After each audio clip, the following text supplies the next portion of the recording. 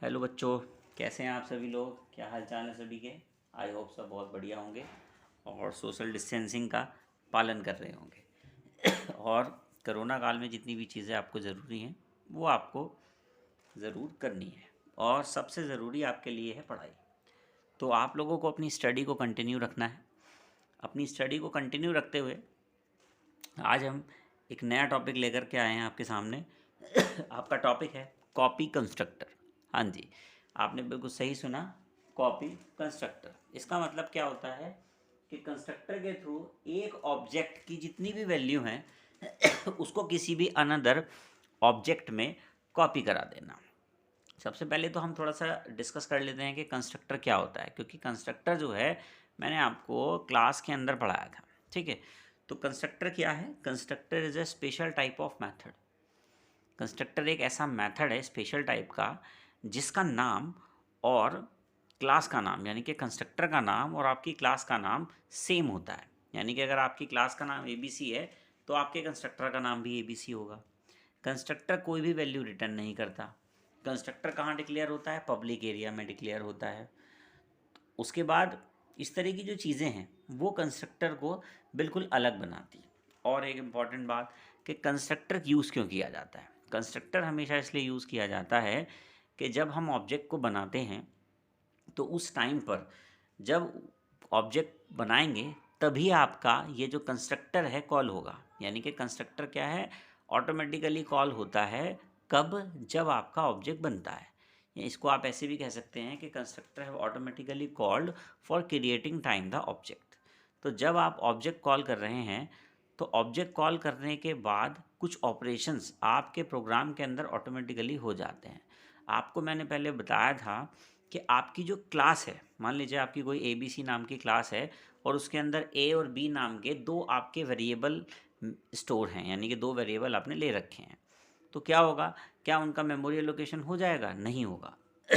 कब होगा उनका मेमोरी एलोकेशन? जब आप अपनी ABC क्लास का कोई ऑब्जेक्ट बनाएंगे। जैसे ही आपने उसका ऑब्जेक्ट बनाया तो क्या होगा, ए में क्या चला जाएगा, मेमोरी एलोकेशन हो जाएगा। बी में क्या हो जाएगा, मेमोरी एलोकेशन हो जाएगा। मेमोरी एलोकेशन का मतलब होता है कि मेमोरी के अंदर, यानी कि कंप्यूटर में हार्ड डिस्क के अंदर कहीं पर उसको टेम्परेरी या परमानेंटली आप कह सकते हैं मेमोरी उसको मिल जाती है। इंटीजर है तो 2 बाइट की मेमोरी उसको वहाँ पर वो कंसिडर हो जाएगी। दूसरी बात आती है कि उसके अंदर वैल्यू क्या जाएगी। पहले तो नॉर्मल अगर हम वेरिएबल यूज़ करते हैं तो वहाँ पर गार्बेज वैल्यू चली जाती है।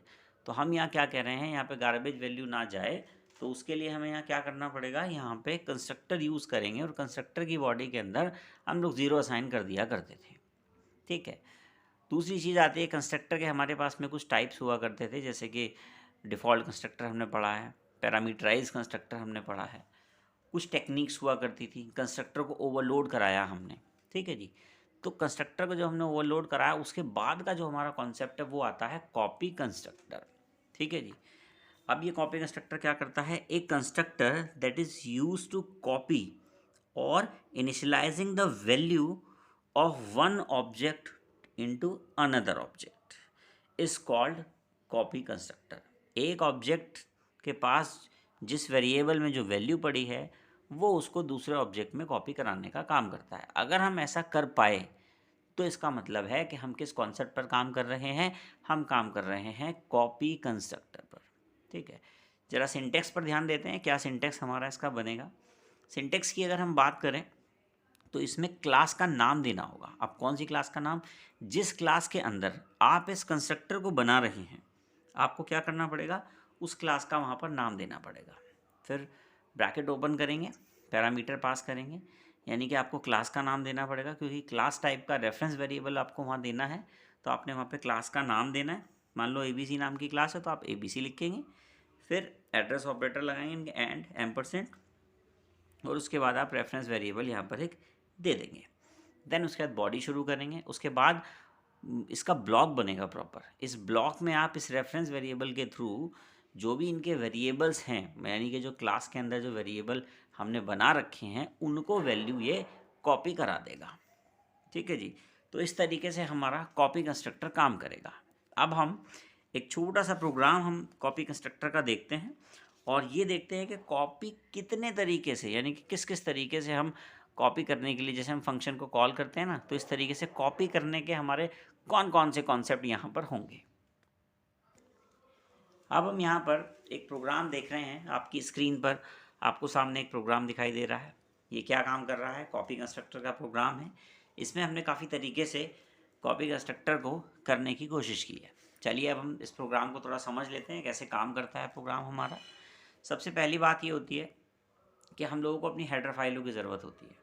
तो जितनी भी हेडर फाइल आपको यहाँ रिक्वायर्ड हैं, जो जो आपको चाहिए, वो आप सबसे पहले लिखेंगे।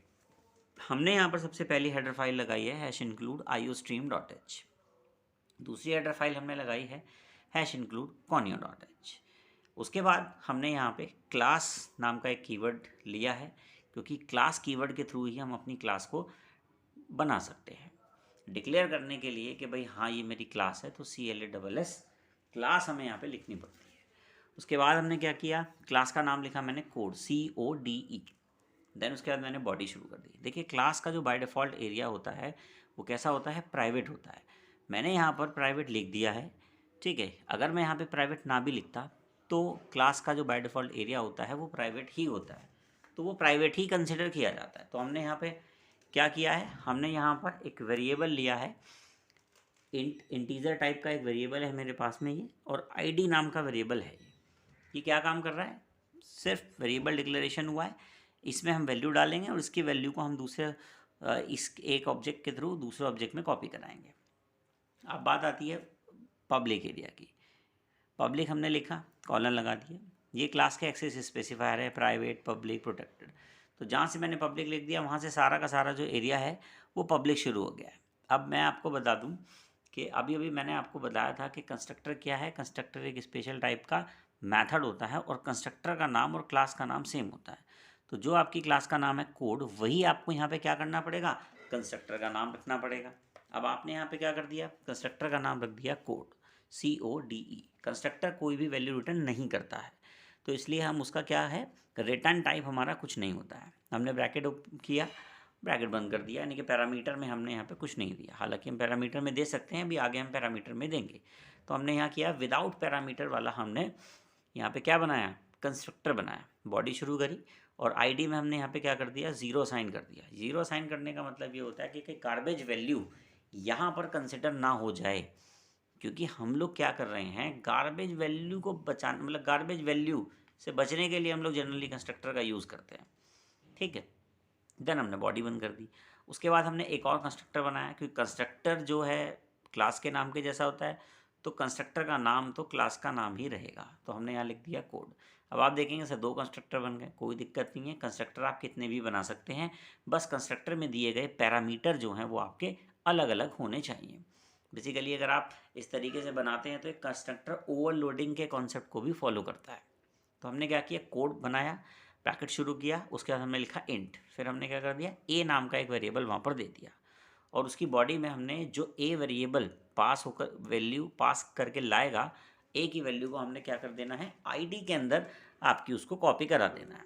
देन हमारा कंस्ट्रक्टर बंद हो गया। अब हमने क्या करा, 2 कंस्ट्रक्टर हमने अपने बना लिए। अब बात आती है कॉपी कंस्ट्रक्टर को बनाने की। देखिए कॉपी कंस्ट्रक्टर अगर हम बना रहे हैं, देखिए क्लास का नाम तो हमें देना पड़ेगा, ये तो मैंडेटरी है। तो अभी अभी मैंने जो इससे पहले आपको सिंटेक्स बताया था कि सिंटेक्स क्या कंसिडर होगा, क्लास का नाम, क्लास का क्या नाम है, कोड, CODE। तो मैंने यहाँ पे कोड लिख दिया, ब्रैकेट शुरू किया, फिर मुझे दोबारा क्लास का नाम लिखना था, मैंने फिर से CODE कोड लिख दिया, फिर मैंने एड्रेस वो एम्परसेंड वाला साइन लगाया एड्रेस के लिए, और फिर मैंने एक्स रेफरेंस वेरिएबल यहाँ पे एक्स दे दिया। अब ये क्या करेगा, एक्स ब्रैकेट के अंदर आएगा और ID में ये क्या कॉपी करेगा, जो एक्स के पास ID बना है, क्योंकि ये भी तो एक ऑब्जेक्ट टाइप का ही है, तो ये ID इसके पास भी आ जाएगा, तो x.id की जो वैल्यू है वो ID में कॉपी करा देगा। देन उसके बाद बॉडी बंद कर दी। यही जो कॉन्सेप्ट जो मैंने अभी भी समझाया, यही कॉन्सेप्ट है आपका कॉपी कंस्ट्रक्टर। इस पूरे प्रोग्राम में यही मेन चीज़ है जो आपके कॉपी कंस्ट्रक्टर के कॉन्सेप्ट को कंसिडर करती है।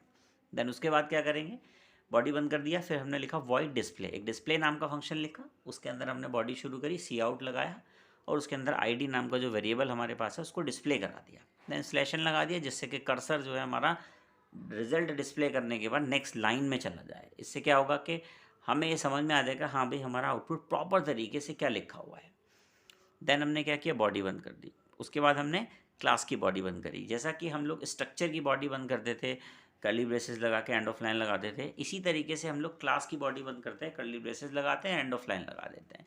ये हमारे क्लास का बेसिकली कॉन्सेप्ट होता है, क्लास को बंद करने का। यहाँ तक तो क्या हुआ, हमने अपनी क्लास बना ली, वेरिएबल बना लिए, कंस्ट्रक्टर बना लिए 2, और कॉपी कंस्ट्रक्टर हमने यहाँ डिज़ाइन कर लिया, एक मेथड बना लिया वैल्यू को डिस्प्ले कराने के लिए। अब चलते हैं मेन मेथड की तरफ। देखिए हमारे जो प्रोग्राम है उसका जो एग्जीक्यूशन है वो कहाँ से होगा। एग्जीक्यूशन जो होता है वो मेन मेथड से ही होता है। कंपाइलर क्या करता है, 1 बाय 1 पूरे प्रोग्राम को रीड करता हुआ आ रहा होता है। वो क्या करता है, मेन मेथड को ढूंढता रहता है। उसने क्या किया, मेन मेथड पे पहुंचा, लिखा हुआ वॉइड मेन, उसे पता चल गया यहाँ से हमारे प्रोग्राम का एग्जीक्यूशन होना है। बॉडी शुरू करी आप यहाँ पर क्लियर स्क्रीन भी लगा सकते थे, कोई दिक्कत नहीं है। उसके बाद आपने क्या किया, एक क्लास ली, कोड, उसके बाद स्पेस दिया और h1 नाम का एक ऑब्जेक्ट बनाया। h1 नाम का जैसे ही आपने ऑब्जेक्ट बनाया तो उसके अंदर आपने यहाँ पे बराबर में पैरामीटर पास कर दिया। देखिए अभी मैंने आपको बताया था कि कंस्ट्रक्टर कब कॉल होता है, जब हमारा ऑब्जेक्ट बनता है। तो अब ये भी डिपेंड करेगा कि भैया किस टाइप का आपने ऑब्जेक्ट बनाया है। आपने ऑब्जेक्ट बनाया कोड h1 नाम का, कोड क्लास का, और उसमें पैरामीटर पास कर दिया बराबर में, तो कौन से वाला कंस्ट्रक्टर कॉल होगा। अब आ जाइए आप अपनी क्लास के अंदर पब्लिक एरिया में आइए। पब्लिक एरिया में जो दूसरे नंबर का क्या बना हुआ है, कंस्ट्रक्टर, यानी कि कोड ब्रैकेट के अंदर मैंने लिखा इंट a, ये वाला कंस्ट्रक्टर हमारा कॉल हो जाएगा। यानी कि 100 जो है वो a में कॉपी हो जाएगा और a से कहाँ चला जाएगा कॉपी होकर के, id में। यानी कि 100 आया a के पास, तो a में है 100 और a ने अपनी वैल्यू किसे पास करा दी, id को पास करा दी। तो h1 के id वाले ब्लॉक में अब 100 वैल्यू पड़ी हुई है। आगे चलते हैं। फिर हमने क्लास लिखी कोड, फिर स्पेस दिया और h2 नाम का दोबारा ऑब्जेक्ट बना लिया। अब जैसे ही हमने h2 नाम का दोबारा ऑब्जेक्ट बनाया तो फिर से कंस्ट्रक्टर कॉल हुआ। कंस्ट्रक्टर कौन सा कॉल होगा, अब ये देखने वाली बात है। हमने पैरामीटर में क्या पास कर दिया, ऑब्जेक्ट पास कर दिया। ऑब्जेक्ट क्या था, h1, और h1 के पास क्या वैल्यू है, id में 100। तो h1 के थ्रू जब हमने कंस्ट्रक्टर में कंस्ट्रक्टर कॉल मतलब पैरामीटर पास किया, h2 नाम का जब हमने ऑब्जेक्ट बनाया, तो हमारा जो तीसरे नंबर का कॉपी कंस्ट्रक्टर वाला कॉन्सेप्ट है वो कॉल हो गया। h1 क्या करेगा, अपने id की जो वैल्यू है वो x के id को दे आएगा, और x की जो id की वैल्यू है, ये क्या हो रहा है, इस पर पहुँचा थर्ड वाले कॉपी कंस्ट्रक्टर पे, क्या लिखा, कोड ब्रैकेट में कोड, फिर एम्परसेंट और x। तो h1 का डेटा x के पास जाके चला गया। अब उसने क्या करा, h1 का जो डेटा था x में कॉपी हो गया। अब x ने क्या करा, x.id, यानी कि x.id उसके पास क्या आ गया, 100, और 100 को उसने id में दे दिया। ये वाला id किसका है, ये वाला id h2 के लिए कंसिडर होगा। तो अभी क्या हो गया, h2 में क्या वैल्यू आ गई है, id की 100 वैल्यू। अब आते हैं तीसरी लाइन पे। तीसरी लाइन कहती है code h3 equals to h1। आप पहला तरीका जो दूसरी लाइन में मैंने लिखा है h2 पैरामीटर पास करा था h1, ये एक कॉपी कंस्ट्रक्टर को कॉल करने का तरीका है।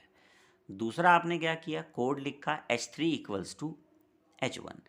आप इस तरीके से भी लिख सकते हैं, आपने वहाँ पे ऑब्जेक्ट बनाया और कंस्ट्रक्टर को कॉल कर लिया। सेम क्या होगा, h1 का डेटा फिर x में पास होगा 100, फिर id, x की id वाली वैल्यू id में पहुँचेगी। ये id किसके लिए कंसिडर करेगी, h3 के लिए करेगी। तो इस बार h3 में कितना आ गया, h3 में भी आपका यहाँ पर 100 आ गया।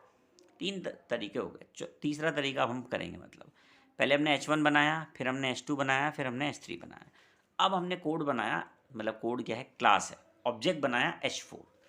अब देखो इसमें कुछ हमने पास नहीं किया, पैरामीटर नहीं है, कोई इनिशलाइज नहीं हो रही, क्योंकि डेफिनेशन में मैंने लिखा था, थर्ड वाली लाइन के लिए मैंने लिखा था कि कोड क्या करता है, h3 इक्वल्स टू h1, यानी कि इनिशलाइज कराने का काम करता है। तो यहाँ पे इस तरीके से इनिशलाइज किया जा सकता है। फिर उसमें लिखा है कोड h4, यानी कि एक क्लास का ऑब्जेक्ट बना दिया h4। तो कौन सा पैरामीटर कॉल होगा, विदाउट पैरामीटराइज्ड वाला कॉल होगा। आप क्लास के पब्लिक एरिया में पहले वाले ऑप्शन पे चलिएगा, कोड ब्रैकेट है खाली, पैरामीटर कुछ नहीं है, और आईडी में क्या डाल दिया गया है, 0 डाल दिया गया है आईडी के अंदर, आईडी इक्वल्स टू 0। अगर यहीं के यहीं हम इस डिस्प्ले नाम के फंक्शन को h1 डॉट डिस्प्ले कर लेते तो आईडी की वैल्यू आ जाती 0, ठीक है, क्योंकि अभी उसमें क्या है 0 पड़ा हुआ है। फिर हमने अपनी आउटपुट स्क्रीन को क्लियर करा लिया। क्लियर कराने के बाद हमने देखा एक ऑब्जेक्ट जो हमने बनाया था h4 equals to h1, same ये लाइन जैसी हमने लिखी तो क्या होगा, हमारा कॉपी कंस्ट्रक्टर फिर से कॉल हो जाएगा, यानी कि जो h1 वाला डेटा है वो x में कॉपी हो जाएगा, फिर x की आईडी से कॉपी होकर के वो दूसरी आईडी में जाएगा, और आईडी किसके लिए कंसिडर हो रही है यहाँ पर, h4 के लिए कंसिडर हो रही है। तो हमारे पास में 3 तरीके हैं कॉपी कंस्ट्रक्टर को यूज़ करने के, तो हमने तीनों तरीके आपको यहाँ पर बता दिए। देन उसके बाद हमने यहाँ पे कंटिन्यूस वे में डिस्प्ले किया। हमने कहा जी h1 डॉट डिस्प्ले, वैल्यू आएगी 100, डिस्प्ले होगी, कर्सर नेक्स्ट लाइन में पहुँच जाएगा। फिर h2 डॉट डिस्प्ले किया, वैल्यू आएगी 100, स्लैशन लगा रखा है, कर्सर नेक्स्ट लाइन में चला जाएगा। फिर h3 display 100, cursor next line में। h4 फिर हमने यहाँ पे डिस्प्ले कर दिया, कर्सर हमारा फिर से नेक्स्ट लाइन में पहुँच जाएगा। देखिए 4 अलग अलग ऑब्जेक्ट हैं पर एक ही फंक्शन को कॉल कर रहे हैं, वॉइड डिस्प्ले, बट उनके लिए सबके लिए वैल्यू, आपको ऐसा लग रहा है कि 100 सारी वैल्यू आ गई, 100 वैल्यूज दिखने में सेम लग रही है बट वो अलग अलग ऑब्जेक्ट के लिए है। अगर हम इन ऑब्जेक्ट के बेसिस पर अगर कोई ऑपरेशन करा लेते तो वैल्यू चेंज भी हो सकती थी। तो अभी हमने वैल्यू सिर्फ कॉपी कराई है। तो कॉपी कराने का कॉन्सेप्ट क्या होता है भाई, एक चीज़ की कॉपी आप दूसरी चीज़, मतलब एक पेज की कॉपी दूसरे पेज पे करा रहे हैं, तो एज इट इज़ वैल्यू आएगी कि नहीं आएगी, तो एज इट इज़ वैल्यू जो आएगी उसी को तो कॉपी कहते हैं। तो इसलिए हमने यहाँ पे इनकी वैल्यू के साथ कोई छेड़छाड़ नहीं करी, हमने सिर्फ क्या किया है, एक ऑब्जेक्ट से दूसरे ऑब्जेक्ट के अंदर हमने यहाँ पे अपना डेटा कॉपी करवाया है, और इसी कॉन्सेप्ट को हम कॉपी कंस्ट्रक्टर कहते हैं। चारों के लिए हमारा यहाँ पे डेटा डिस्प्ले हो जाएगा। देन आप अपना आउटपुट स्क्रीन को होल्ड कराएंगे, गेट सी एस लगाया हुआ सिंगल कैरेक्टर को रीड करता है, और आप जनरली क्या करा लेते हैं, इससे आउटपुट स्क्रीन को होल्ड करवा लेते हैं। इसका काम नहीं है ये, इसका काम क्या है, get c s, single character को रीड करने का काम होता है इसका। देन आपका आउटपुट दिखाई दे जाएगा, आपको 4 टाइम आपको 100 100 100 100 दिखाई देगा। देन उसके बाद आप कीबोर्ड से कोई भी की प्रेस कर दीजिए, आपका आउटपुट गायब हो जाएगा, आप अपने कोड पे वापस आ जाएंगे। आई होप आप लोग इसको बहुत अच्छे से समझ गए होंगे। कॉपी कंस्ट्रक्टर ज़्यादातर एग्ज़ाम में पूछा जाता है। देखिए एग्ज़ाम होंगे नहीं होंगे डजेंट मैटर, मैं आपको बता रहा हूँ, आपसे कॉपी कंस्ट्रक्टर वाइवा में, इंटरव्यू में, कहीं पर भी आपसे पूछ लिया जा सकता है। तो आपको कंफर्म होना चाहिए कि कॉपी कंस्ट्रक्टर क्या होता है। आई होप आप लोग अच्छे से समझ गए होंगे। आज के लिए इतना ही, थैंक यू।